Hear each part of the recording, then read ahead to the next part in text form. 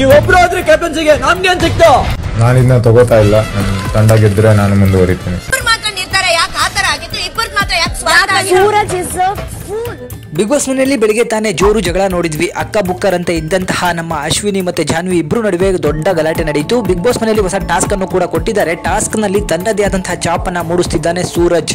So Suraj ಮನೆ ಒಳಗೆ ಬಂದ ಕೂಡಲೇ ರಾಶಿಕಾ ಅವರ ಜೊತೆ ಸೇರ್ಕೊಂಡು ಲವ್ ಸ್ಟೋರಿನೇ ಶುರು ಮಾಡಿಬಿಟ್ರು.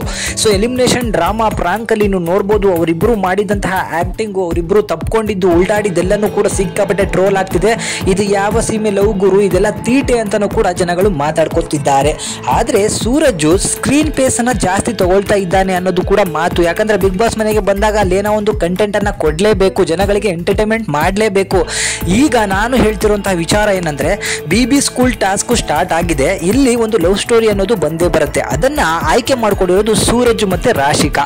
ಈ ವಾರ ಪೂರ್ತಿ ಸೂರಜ್ ಮತ್ತೆ ರಾಶಿಕಾನೇ ಇಡೀ ಟಿವಿಲಿ ಕಾಣಿಸ್ಕೊತಾರೆ. ಮತ್ತೆ ಇವರಿಬ್ಬರ ಲವ್ ಸ್ಟೋರಿನೂ ಕೂಡ ಜನಗಳಿಗೆ ಇಷ್ಟ ಕೂಡ ಆಗ್ಬೋದು. ಆದ್ರೆ ಮನೆಯಲ್ಲಿ ವೇಸ್ಟ್ ಬಾಡಿಗಳಂತೆ ಇರುವಂತಹ ನಮ್ಮ ಧನುಷ್ ಮತ್ತೆ ನಮ್ಮ ಅಭಿಲಾಷ್ ಇಬ್ರು ಏನ್ ಮಾಡ್ತಿದ್ದಾರೆ ಅಂತ ಹೇಳಿ ಖಂಡಿತ ಗೊತ್ತಾಗ್ತಿಲ್ಲ. ಮನೆಗೆ ಬಂದು ಈಗಾಗಲೇ 1 ತಿಂಗಳಾದ್ರೂ ಕೂಡ ಧನುಷ್ ಎಲ್ಲೂ ಕೂಡ ಕಾಣಿಸ್ಕೊಳ್ಳಲ್ಲ. ಕೇವಲ ಟಾಸ್ಕ್ ಅಂತ ಬಂದಾಗ ಮಾತಾಡ್ಕೊಂತ ಕೂತ್ಕೊತಾನೆ ಹೊರತು ಇನ್ನೆಲ್ಲೂ ಕೂಡ ಕಾಣಿಸ್ಕೊಳ್ಳಲ್ಲ. ಅಭಿ ಕೂಡ ಸಿಂಗಲ್ ಇದ್ರೂ ಕೂಡ ಯಾವುದೇ ರೀತಿಯಾದಂತಹ ಕಂಟೆಂಟ್ ಗಳನ್ನ ಮಾಡಲ್ಲ.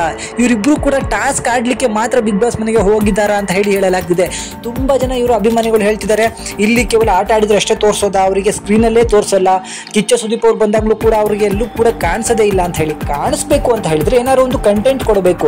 ಇಷ್ಟು ಕೆಟ್ಟದಾಗಿ ನಾವು ಅಶ್ವಿನಿ ಮತ್ತೆ ಜಾನ್ವಿಗೆ ಅಷ್ಟು ಕೆಟ್ಟದಾಗಿ ಟ್ರೋಲ್ಗಳನ್ನ ಮಾಡ್ತಿದ್ದಾರೆ ಅಥವಾ ಅವುಗಳ ವಿಡಿಯೋಗಳನ್ನ ಸಿಕ್ಕಾಪಟ್ಟೆ ನೆಗೆಟಿವ್ ಆಗಿ ಮಾಡ್ತಿದ್ದಾರೆ ಅಂತ ಹೇಳಿದ್ರೆ ಅವರು ಅಲ್ಲಿ ಕೊಡ್ತಿರುವಂತ ಕಂಟೆಂಟ್. ಹಾಗಂತ ಹೇಳಿ ಅವರ ವ್ಯಕ್ತಿತ್ವವೇ ತಪ್ಪು, ಅವರು ಇರೋದೇ ತಪ್ಪು ಅಂತ ಅಲ್ಲ. ಅವರು ಆಡಕ್ ಹೋಗಿದ್ದಾರೆ, ಅಲ್ಲಿ ಆಡ್ತಾ ಇದ್ದಾರೆ. ಅದು ಪಾಸಿಟಿವ್ ನೆಗೆಟಿವ್ ಸೈಡಿಗೆ ಇಡೋಣ. ಆದ್ರೆ ಮನೆ ಮಂದಿಗೆ ಅವ್ರ ಮನೆಯಲ್ಲಿ ಇದ್ದಾರೆ ಅನ್ನೋದು ಗುರ್ಸ್ಕೊತಾ ಇದ್ದಾರೆ. ಆದ್ರೆ ನಮ್ಮ ಧನುಷ್ ಮತ್ತೆ ಅಭಿಲಾಷ್ ಇಬ್ರು ಕೂಡ ವೇಸ್ಟ್ ಬಾಡಿಗಳಾಗಿದ್ದಾರೆ. ಯಾಕಂದ್ರೆ ಮಾಲು ಅಣ್ಣನಾದ್ರೂ ಬೇಕು, ಅವಾಗಿವಾಗ ಹಾಡು ಹೇಳ್ಕೊಂಡು ಅಲ್ಲಿ ಇಲ್ಲಿ ಕಾಣಿಸ್ಕೊತಾ ಇದ್ದಾನೆ.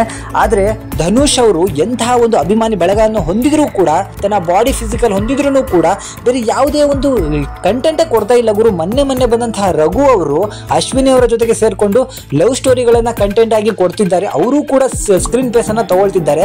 ಆದ್ರೆ ಧನುಷ್ ಮತ್ತೆ ಅಭಿ ಇದೇ ರೀತಿ ಆಡಿದ್ರೆ ಇನ್ನು2-3 ವಾರದಲ್ಲಿ ಖಂಡಿತವಾಗಿ ಹೊರಗಡೆ ಬಂದೇ ಬರ್ತೀರಾ. ದಯವಿಟ್ಟು ಈ ಅವಕಾಶವನ್ನ ಹಾಳು ಮಾಡ್ಕೋಬೇಡಿ.